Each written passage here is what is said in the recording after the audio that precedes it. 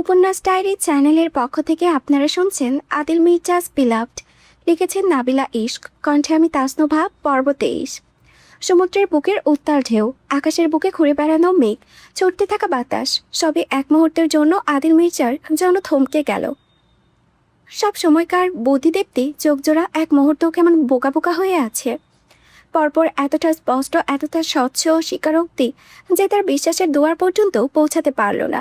কিংবা হতে পারে কথাগুলো বিশ্বাস করার মতো সাহসটুকুই এই মুহূর্তে হলো না। তার শ্রবণ শক্তি বুঝি আরেকটু প্রখর হওয়া প্রয়োজন ছিল। সমুদ্রের তুকুল ঢেউয়ের গর্জনের চেয়েও শক্তিশালী গর্জন করে উঠল আদিলের হৃৎপিণ্ড। বুকের ভেতরে মুহূর্তেই তোলপাড় চালালো অদৃশ্য ঝড়। সম্মোহিতের মতোই কদম বাড়ালো সে। যতটুকু দূরত্ব ছিল ততটুকুই গুছিয়ে ফেলল। হাত বাড়িয়ে আঙুলগুলো দিয়ে আলতো করে ছুঁয়ে দিল রোজার নরম গাল। মাথা নুয়ে এলো একদম তার মুখের সামনে। সোজা তাকালো চোখে। চোখ থেকে দৃষ্টি সরিয়ে এনে থামালো ঠোঁটের উপরে। অবিশ্বাস, বিস্ময় আর এক অদ্ভুত মোহে আচ্ছন্ন হয়ে বিড়বিড়িয়ে উঠল ক্রমশ, সে ইট এগেইন, সে ইট এগেইন। রোজাও নিজের থেকে এক কদম এগিয়ে এলো। দূরত্ব তো ছিলই না বিন্দুমাত্র, আরও এগিয়ে এসে শক্ত বুকটাই নিজেকে স্বেচ্ছায় পিষে দিল। চটপটিয়ে ওঠা লোকটার আকুতির মেশানো চোখ মুখে বাকুলভাবে চেয়ে থাকা তার স্বর স্বচ্ছ শোনালো, প্রেমে পড়েছি আপনার। শব্দগুলো আদিলের বুকের ভেতরে গিয়ে আছড়ে পড়ল।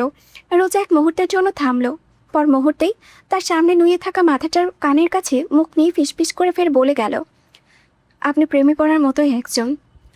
সমুদ্রে তখন ঢেউয়ের গর্জন বহমান। একের পর এক উন্মত্ত ঢেউ আছড়ে পড়েছে তীরে। তার তবে কেঁপে উঠেছে ভূমি। স্রোতের তীব্র গর্জন বাতাস ভেদ করে এসে ছুঁয়ে যাচ্ছে কানের লতি। রোজা পেছনে না তাকিয়েও ঠিক অনুভব করতে পারল সমুদ্রের পাগল পাড়া স্রোতটা তাদের দিকে ছুটে আসছে পাল্লা দিয়ে।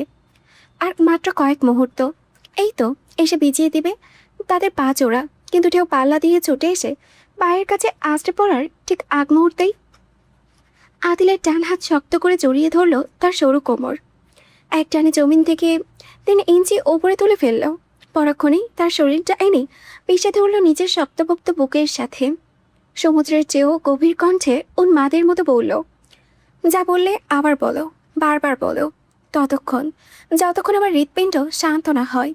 বিপরীতে মুখে নয়, এবারে কাজে উত্তর করল রোজা। দেড়ে স্বস্তি দুহাতে আদিলের বুক থেকে উঠিয়ে জড়িয়ে ধরল তার গলা।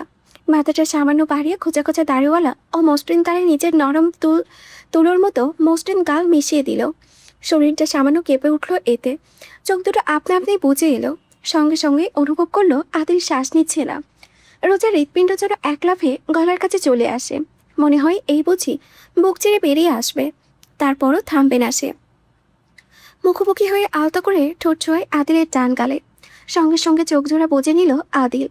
রোজা এবার তার বাম গালেও ঠোঁট ছোঁয়াতে চাইল, কিন্তু পারল কোথায়। গুলির ক্রমাগত আওয়াজে ধরপড়িয়ে উঠল আদিলের বাহুতে। তড়িৎ মাথা তুলে সামনে তাকিয়ে হতবিহ্বল হয়ে পড়ল। শান্ত এলেন ক্লান্ত। ওরা করে দাঁড়িয়ে আছে, তাদের ঘিরে রেখেছে দূর থেকে। সামনে আকাশের দিকে গুলি ছুড়ে উল্লাসে মেতে উঠেছে। গুলি ছুড়ে বেড়াচ্ছে। ওরা আনন্দিত। কিসের জন্য তা আর বুঝতে অসুবিধে হলো না। তাদের এমন উল্লাস অবস্থা দেখেই বুঝে এমনটা করল। রোজার বোধ ফিরল। মুহূর্তে লজ্জায় রাঙা হয়ে উঠল মুখ। মনে পড়ে গেল কোথায় আছে তারা। অগত্যা আস্তে করে আদিলের বুক ঠেলে নিজেকে ছাড়িয়ে নামতে চাইল, অথচ বিপরীতে আরও জোরালোভাবে নিজের সঙ্গে মিশিয়ে নিল আদিল। বিনা বাক্যে বায়ে সবাইকে মুখ বাড়িয়ে রোজার গোলাপি ঠোঁট দুটোতে সিলমোহর বসিয়ে দিল। নিজের ভেতরে আঁকড়ে নিল উন্মাদনায় দিশেহারা আর সমস্ত আবেগ অনুভূতি পাগলপানা যেন ফুটে উঠল এই গভীর চুম্বনে। রোজা প্রথমে শুধু চোখ বুঝে এই গভীর আক্রমণ মেনে নিলেও এক পর্যায়ে আর পারল না। চোখের কোণে ভিজে এক ফোঁটা জল গড়ালো। শ্বাস ফেলতে ফেলতে দুর্বলভাবে মাথাটা সরিয়ে আনতে চেয়ে হাত দুটো রাখলো আদিলের বুকে। অনুভব করলো তার ধরফরানো হৃৎপিণ্ড। মনে হচ্ছে বিট করতে করতে বেরিয়ে আসবে। ততক্ষণে আদিলের একটা হাত উঠে এলো রোজার ঘাড়ে, টেনে নিল আরও। উন্মাদনা আরও বাড়ল তার, বাড়ল গভীরতা, ছুঁয়ে গেল সমুদ্রের সবচেয়ে গভীর জায়গায়। আদিল যখন চুমুটা ভেঙে মাথাটা 1 ইঞ্চি সামনে এনে চোখ মেলে তাকালো, সঙ্গে সঙ্গে কান্নারত চোখে তাকালো রোজাও। সামনের রক্তিম চোখ দুটো দেখে রোজার শ্বাস প্রশ্বাস গলায় আটকে গেল এক মুহূর্তেই। দীর্ঘক্ষণ তার পলকও পড়ল না, শ্বাস নিতে পারল না। মাই বিলাভড। মন্ত্রমুগ্ধ করে দৃষ্টি দেখে এলিম ফিসফিস করে শুধালো, আমি যা দেখছি, যা বুঝতে পারছি তা কি সঠিক? শান্ত জবাব দিতে পারল না। অবিশ্বাস্য অনুভূতি সরে গিয়ে মুগ্ধতা বিরাজ করেছে তার দুই চোখে। আনন্দে দিশেহারা লাগছে, হৃৎপিণ্ডটা কেমন লাফাচ্ছে আনন্দে। গলায় বোধহয় কিছু একটা বেঁধে আছে। ক্লান্ত যথাসম্ভব দৃষ্টি নুইয়ে রাখতে চাইছে, অথচ বারবার চোখ চলে যাচ্ছে সামনের দিকে। অমন দৃশ্য যে সে কল্পনা করেছে, তবে কখনো হতে পারে তা ভাবেও নি। কল্পনাকে বাস্তবে দেখার এই অলৌকিক আনন্দ কিভাবে প্রকাশ করা যায়? ঠিক কিভাবে? আকাশে উড়িয়ে তো তেমন কাজ হলো না। হঠাৎ হালকা লাগছে, মনে হচ্ছে জীবনের গোটা সুখ এসে আমায় ধরা দিল। শান্তর এমন কথাই এলেন আস্তে করে আওড়ালো, শুধু গোটা সুখ? তাই। বস তাদের জীবনে অনেক বড় একটা জায়গা জুড়ে বিরাজমান। বসের জীবনে গোটা সুখ তো তাদেরও সুখ। ক্লান্ত বিড়বিড়িয়ে উঠল। দেখে মনে হচ্ছে একে অপরের জন্যই তাদের বানানো হয়েছে। এলিন সহমত প্রকাশ করে বলল, পাশাপাশি perfection, made for each other. শান্তর অনুমান সঠিক হয়ে থাকলে সে হয়তোবা তার বসের অনুভূতির এক অংশ বুঝতে পেরেছে। কেমন বোধ করছে ঠিক। শান্ত সাহস করে পুনরায় তাকালো। সন্তুষ্টিতে হেসে নিয়ে শান্ত সহ বাকিদের চোখে মুখে নির্বিকার হয়ে গেল। আদিল মির্জার ডান হাত আর বাম হাতের বাহিক রূপ যেমন হয় ঠিক তেমনই রুক্ষ নির্বিকার। তাদের চোখে মুখ দেখে বোঝার আর উপায় নেই কিছুক্ষণ আগে যে তারা উল্লাসে মেতে উঠেছিল। বস আনন্দে কি হৈহুল্লোড় করেছিল। সমুদ্র থেকে এই মোড় পর্যন্ত আসা অব্দি রোজা আর চোখে খুব করে লক্ষ্য করে গেল লোকটার পরিবর্তন। এই মুহূর্তে কি দারুণ, ভীষণ নির্বিকার লাগছে দেখতে। কিছুক্ষণ আগে সমুদ্রের পাড়ে যে আদিল তার সঙ্গ দিয়েছিল, তার সঙ্গে এই আদিল মির্জার যেন মিলে নেই, শূন্যর কোটায়। কাটকাট চোখ মুখ ভাবলেশীন অভিব্যক্তি। রোজার হাতটা নিজের গ্লাভস পরিহিত হাতের মুঠোয় নিয়ে আঙ্গুলে আঙ্গুল জড়িয়ে মৃদু টানে। দৃঢ় পদক্ষেপে হেঁটে এগিয়ে চলছে ঝলমলে প্রশস্ত পথ দিয়ে। তার প্রতিটি ভঙ্গিতে কি প্রবল দৃঢ়তা, কি নিঃশব্দ ক্ষমতার প্রকাশ। এত এত মানুষের ভিড়েও চলচল করেছে তার ব্যক্তিত্ব। চোখের দৃষ্টি থেকে শুরু করে চাল চলন সব কিছুতেই যেন আলাদা একটা দাপট। রোজা ক্রমশ মুগ্ধ হতে থাকলো। মানুষ প্রেমে পড়লে বুঝি তাদের মন আরও সূক্ষ্ম হয়ে ওঠে, চোখের দৃষ্টিও কি আরও প্রখর হয়। তাই বুঝি ছোট্ট ছোট্ট ব্যাপারও তখন চোখ এড়িয়ে যায় না। তাদের দুপাশ জুড়ে সারি সারি ছোট্ট লণ্ঠন, সাদা ফুলের সঙ্গে নারকেল গাছের কাণ্ডে জড়িয়ে থাকা উষ্ণ আলোগুলোই নরম আবেশে ছড়িয়ে দিচ্ছে চারিপাশ। ঠিক পাশে সমুদ্র, ঢেউ ভাটার শব্দের সঙ্গে মিশে দূর থেকে ভেসে আসছে সেতারের মৃদু সুর। আর তারপরেই রোজের চোখে পড়ল ভেন্যুটি। সমুদ্রের কিনারা ঘেঁষে দাঁড়িয়ে আছে বিশাল এক কাচের প্যাভিলিয়ন। চারিপাশের দেওয়ালে প্রায় সম্পূর্ণ স্বচ্ছ, ফলে বাহিরে থেকে স্পষ্ট দেখা যাচ্ছে ভেতরে ঝলমলে আয়োজন। সেই কাচের ওপাশে ছটফট করতে করতে এগিয়ে আসছে আব্দুল মান্নান। 4টি সিঁড়ি দ্রুত পেরিয়ে একেবারে সামনে এসে পড়তেই হড়বড়িয়ে পড়লেন, মাই বয়, মাই পাওয়ারফুল বয়, আমি তোমার অপেক্ষাতেই ছিলাম। তুমি ছাড়া এই ঘোড়ার টিমের বিয়ের সাথে যেন জমছিলই না। কথাগুলো কতটা মন থেকে বললেন আব্দুল মান্নান কে জানে। পরক্ষণেই এসে দাঁড়ালেন দিকপাল চ্যাটার্জি। তিনি দুই একটি কথা বলার আগেই আব্দুল মান্নান বলে উঠলেন, তা খবর পেলাম আরও 8 ঘন্টা আগে পৌঁছিয়েছ। এতক্ষণ ম্যাডামকে নিয়ে সমুদ্রবিলাস করাচ্ছিলে বুঝি। বলতে বলতে আর চোখে তাকালেন রোজার দিকে। এই নিয়ে গবার তাকালেন তা আদিলের বাজ পাখির মতো দৃষ্টি এড়িয়ে যাওয়ার প্রশ্নই ওঠে না। ডানভো সামান্য উপরে উঠল তার। জানার এত আগ্রহ মন্ত্রী সাহেব? একটি মাত্র প্রশ্ন, অথচ তার কণ্ঠের ভারে যথেষ্ট উত্তর দিয়ে দিল মনে হয়। কারণ এই কণ্ঠ শুনেই তড়াক করে সোজা হয়ে গেলেন আব্দুল মান্নান। গলাটা একবার পরিষ্কার করে আর ঘাটলেন না প্রসঙ্গটি, বলেও আর তাকালেন না পাশে। দ্রুত বললেন, চিন্তা থেকে বললাম বাপ, আসো আসো। অথচ রোজার চোখ তখন কারো দিকেই নেই, দৃষ্টি স্থির শূন্যে। চোখে মুখে নেই ভদ্রতা সূচক কোনো কৃত্রিম হাসিও। একেবারে স্বাভাবিক সাবলীল তার ভঙ্গি, যেন সামনে দেশের স্বরাষ্ট্রমন্ত্রী নন, দাঁড়িয়ে আছেন একেবারে সাধারণ কোনো মানুষ। আর চোখে সেই শান্ত মুখখানা দেখতে দেখতে হঠাৎই আদিলের মনে পড়ে গেল রোজার বলা একটি কথা। কথাটার অর্থ দাঁড়ায়, কাউকে ভয় করি না, কারণ আপনি আছেন সামনে। অদৃশ্য একটা হাসি ঠোঁটে জমে আবারও বিলীন হয়ে গেল। রোজার হাতটা আরও শক্ত করে ধরল। দৃষ্টি পড়ল তাদের জড়ানো হাতটাই। তার শক্ত মুঠোয় থাকা হাতটা আজ নিজেও নরম করে আঁকড়ে রেখেছে তার হাত পাল্টা। ওই স্পর্শ ঠিক আদিলের হৃদয়ে বসে গেল। কদম বাড়ালো সিঁড়িগুলো পেয়ে। পেছনে রোজাও তালে তালে তাল মিলিয়ে সিঁড়ি বেয়ে উঠেছে। খুশি হলাম সঙ্গে ম্যাডামকেও এনেছে বলে। রিমা তখন থেকেই মাথা খাচ্ছে ম্যাডামের সঙ্গে দেখা করবে। স্বরাষ্ট্রমন্ত্রী এসে পৌঁছাইছেন ভেনুর কাছের দরজার সামনে। বলতে গেলে ঢোকার জন্যই বেশ তাগদাই দেখালেন। হঠাৎ তার দৃষ্টি গিয়ে থামলো আদিলের পাশে দাঁড়িয়ে থাকা রোজার ওপরে। কয়েক মুহূর্ত সেকেন্ড পর মুহূর্তে দৃষ্টি সরিয়ে আদিলের সঙ্গে আলাপে ব্যস্ত হয়ে পড়লেন। ভেতরে উপস্থিত দেশের উচ্চবর্গের রাজনীতিবিদ থেকে শুরু করে বিভিন্ন অঙ্গনের প্রভাবশালী ব্যক্তিবর্গ। স্বরাষ্ট্রমন্ত্রীর বিয়ের নিমন্ত্রণ এগিয়ে যাওয়ার সাহসী বা কার আছে? স্বরাষ্ট্রমন্ত্রী ঠিক পাশে দাঁড়িয়ে আছেন তার ছোট ভাই জয়নাল আবেদিনও। তার দৃষ্টি ঠিক কোথায় তা বোঝার উপায় নেই। রোজা তখন আদিলের দিকেই তাকিয়ে আছে প্রশ্নবোধক চোখে। তার সেই নীরব প্রশ্ন আদিলের চোখ এবার এড়োবে কিভাবে? ভেতরের দিকে এগোতে এগোতেই সংক্ষিপ্ত স্বরে বলল, স্বরাষ্ট্রমন্ত্রীর ওয়াইফ। রোজা কিছুই বুঝলেন না। স্বরাষ্ট্রমন্ত্রীর স্ত্রী তার সঙ্গে দেখা করার জন্য এতটা উগ্রীব কেন? ততক্ষণে তারা পৌঁছে গিয়েছে বসার টেবিলগুলোর সামনে। কম বেশি সবাই টেবিলে অতিথিতে পরিপূর্ণ।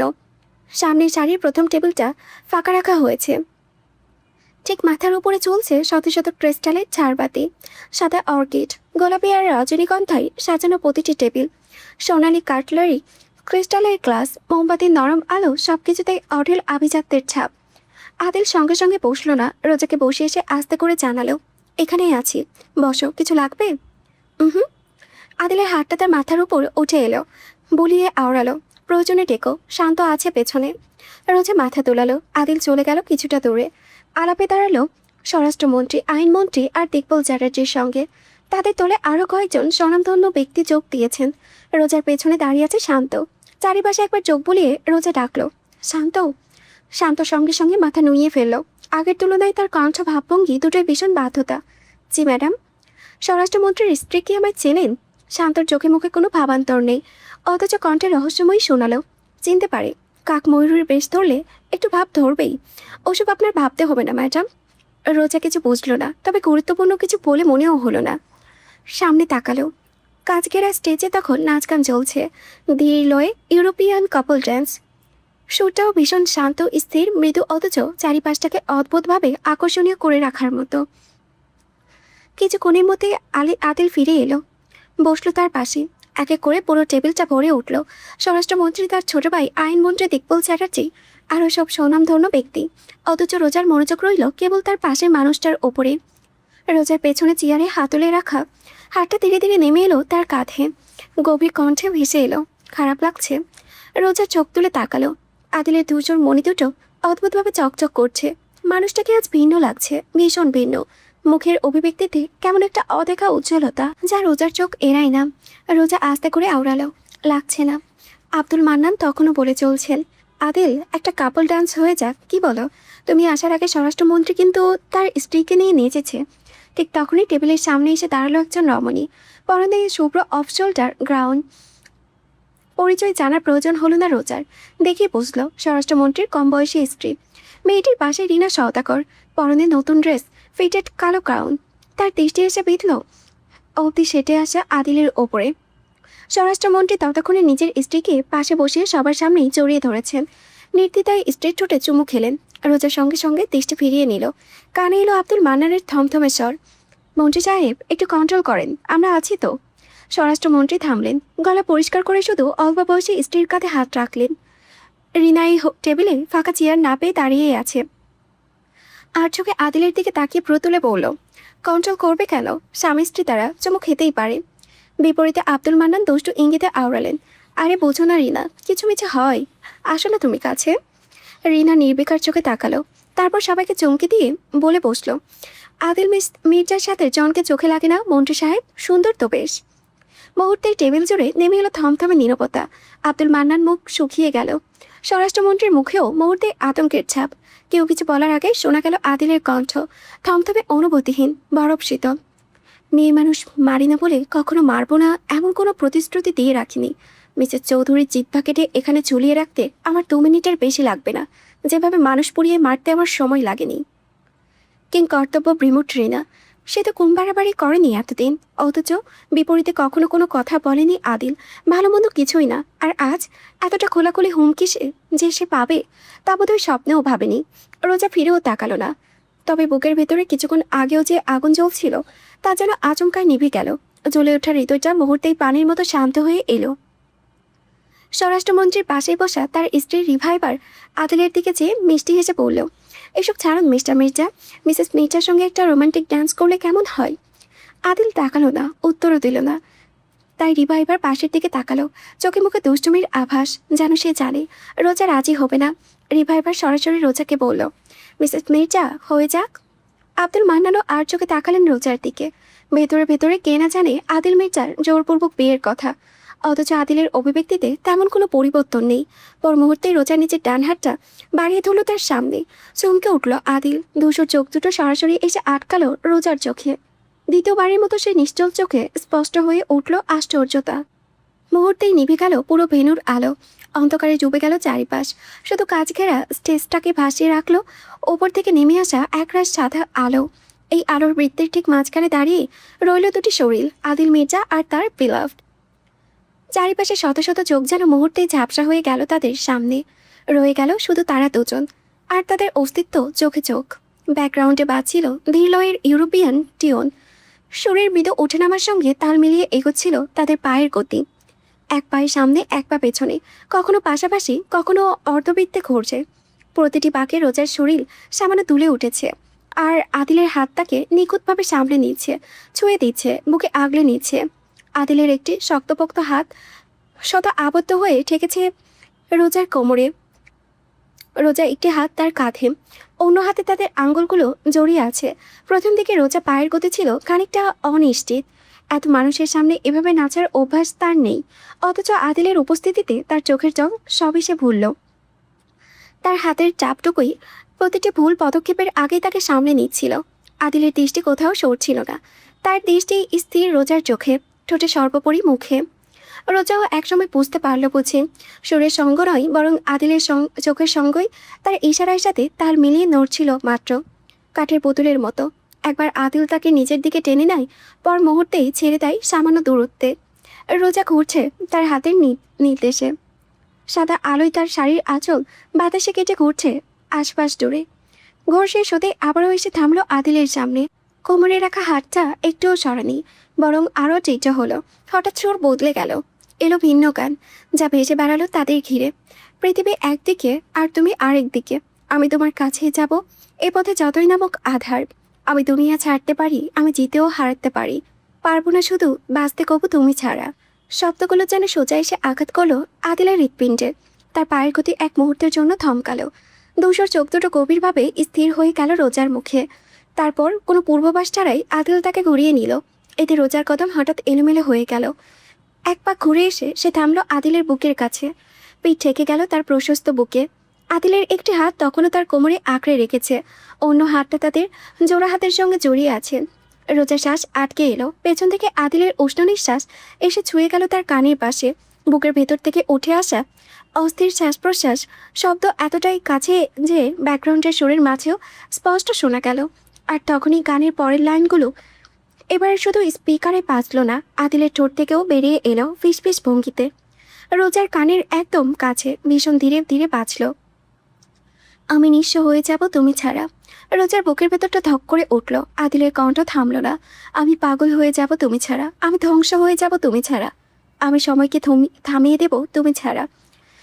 এই মুহূর্তের জন্য রোজার মনে হলো সত্যিই বুঝি সময় থেমে গিয়েছে। পেছনে দাঁড়িয়ে থাকা মানুষটার বুকের ধুকপুকানি, কোমরের শক্ত হয়ে থাকা হাত আর কানের কাছে ভেসে থাকা সেই গভীর কণ্ঠ, সবকিছু মিলেমিশে তাকে স্তম্ভিত করে ফেলেছে। এরপর থেকে রোজা ঠিকভাবে শ্বাস নিতে পারল না। অন্যমনস্ক আর অস্থির হয়ে থাকলো পুরোটা সময় জুড়ে। শুধু অনুভব করে গেল তার পাশের মানুষটা ভীষণ স্বাভাবিক। তাকে ভীষণভাবে আগলে রেখে ব্যবসায়িক আলাপ করে গেল। সময় গড়ালো, রাত গভীর হলো। বিয়ের আয়োজন শেষের পথে এলো। সবাই বিদায় নিয়ে বেরিয়ে এলো ভেন্যু থেকে। আদিল রোজাকে হেলিকপ্টারে নয়, তাদের কোনো গাড়িতেও নয়, বরঞ্চ একদম নতুন অচেনা একটা গাড়ির পেছনের ব্যাকসিটের দরজা খুলে বলল, যাও, আমি একটু পর আসছি। রোজা ঢুকলো না, আশেপাশে চেয়ে সতর্ক হয়ে জিজ্ঞেস করে, কিছু হয়েছে? আদিল ভীষণ শান্ত, সবসময় যেমন থাকে ঠিক তেমনই, কোনো কিছুরই পরিস্থিতির বাইরে নয়, বিশেষ কিছুও না। যাও, উঠে বসো। রোজা কয়েক মুহূর্ত চোখের দিকে চেয়ে দুহাতে টেনে ধরলো আদিলের গলার টাই। একই আচরণ তার, কণ্ঠ অদম্য জেদ, যা সবসময় ছিল। হয় আমি থাকবো সাথে, না হয় আমার সাথে ফিরবেন। আশেপাশে গার্ড সব করে দাঁড়িয়ে আছে। অদূরে তখনও তিকবল চ্যাটার্জি, মান্নান আছেন। আদিল হঠাৎ তাকে আটকে ধরলো গাড়ির সাথে, মাথাটা নুইয়ে আনলো কাছাকাছি। চোখের দৃষ্টি ঘুরে গেল মুখ জুড়ে, কণ্ঠে খাদে নামলো তার, তুমি কি চাও আমি এখানে তোমায় আদর করে চুমু খাই? রোজা ঢোক গিলল, তারপরও নড়ল না, চেয়ে থাকলো একই ভঙ্গিতে। আদিল বলে গেল যা। তা শুনে রোজা হড়বড়িয়ে শক্ত করে চোখ বন্ধ করে ফেলল। তুমি কি জানো আমি ভালোভাবে শ্বাস নিতে পারছি না এখনও। আমার মাথা কাজ করছে না। পুরোটা সময় ধরে করেনি। আমি এই পুরো সময় শুধু তোমায় ভেবেছি, তোমার প্রত্যেকটা কথা আচরণ নিয়ে ভেবেছি, কিভাবে সহ্য করেছি। Do you have any idea?